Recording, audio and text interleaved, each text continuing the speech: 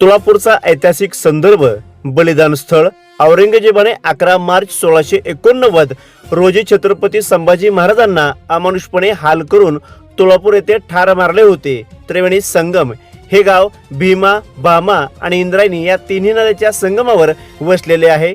येथे अत्यंत प्राचीन संगमेश्वर मंदिर आहे. समाधी स्थळ तुळापूर येथे छत्रपती संभाजी महाराजांची अधिकृत समाधी आहे. तसेच जवळच असलेल्या वडबुद्रुक येथेही त्यांची दुसरी समाधी मानली जाते. आणि पर्यटन आणि विकास पर्यटनाचा आराखडा महाराष्ट्र शासनाने तुळापूर आणि वडबुद्रुक या ऐतिहासिक ठिकाणाच्या विकासासाठी 529 कोटी रुपयापेक्षा अधिकचा खर्च एक भव्य आराखडा मंजूर केला आहे. प्रतिनिधी राहुल गुरव, DR न्यूज.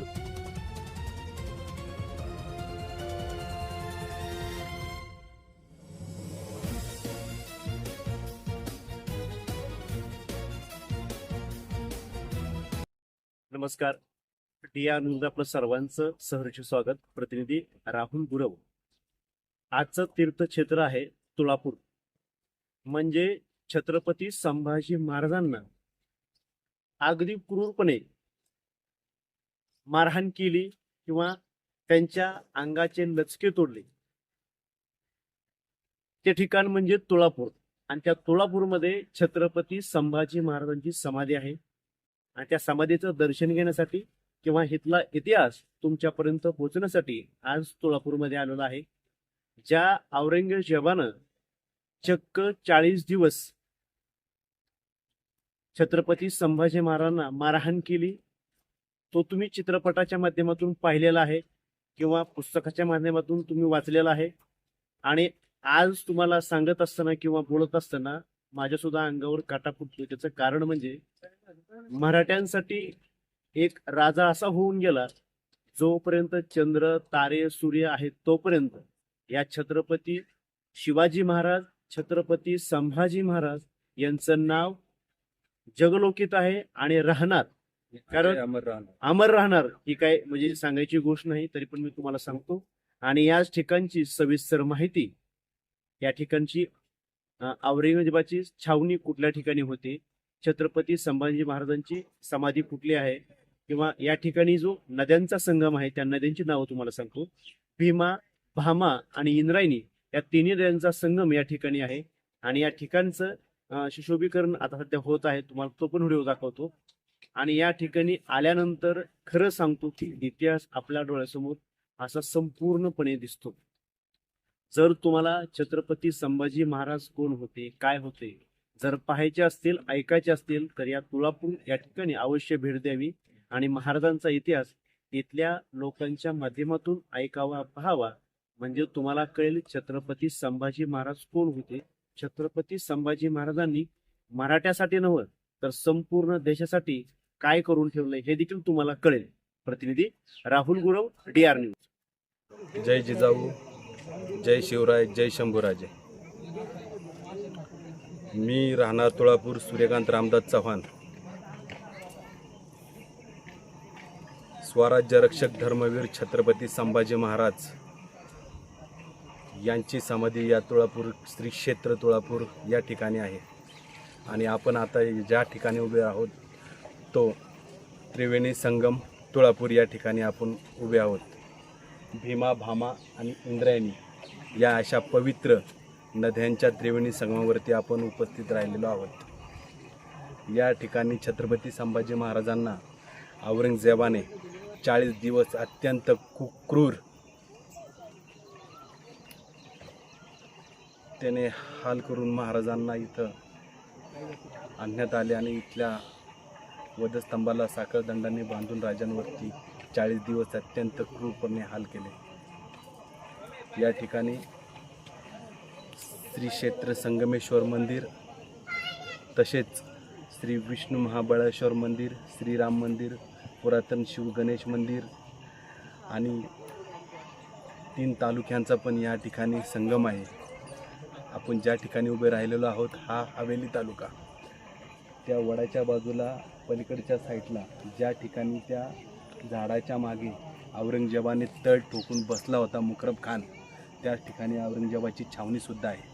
आणि पलीकडं तो तालुका राजगुरुनगर खेड आणि या संगमाच्या नदीच्या पलीकडे आप्पी आणि वढू हे ठिकाण आहे. तो शिरूर तालुका शिक्रापूर हं. असं हे बलिदान स्थळ आहे. छत्रपती संभाजी महाराजांना औरंगजेबानं याच ठिकाणी मारहाण केली होती किंवा या ठिकाणी क्रूरपणे त्यांची हत्या करण्यात आली हो, होती. 40 दिवस त्यांचं राजांची- ठिकाण कुठं होतं हेच होतं का? हो, त्या ज्या ठिकाणी आता समाधी आहे हां तिथं वधस्तंभ होता. हां त्या वधस्तंभाला राजांना बांधून हां 40 दिवस औरंगजेबाने क्रूरपणाने महाराजांचे जे काय केलं. बरं बरं बरं. आणि या ठिकाणी तुमच्या बॅक साईडला हं. जनाबाई पाटीलची समाधी येथे महाराजांचे हे जे झालेलं काय आहे हां हे सगळी गावामध्ये माहिती हं. पसरवला. बरं बरं बरं.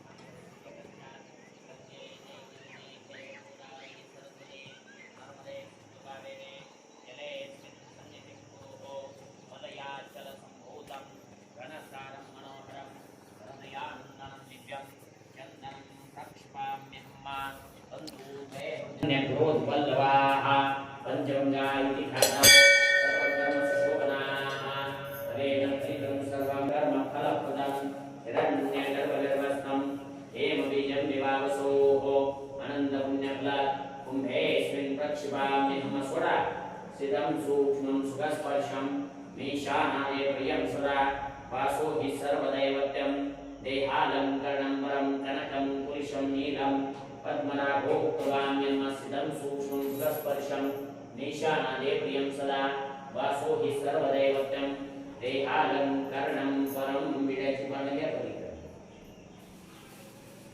2-3 विड्याची पानं घाला त्यात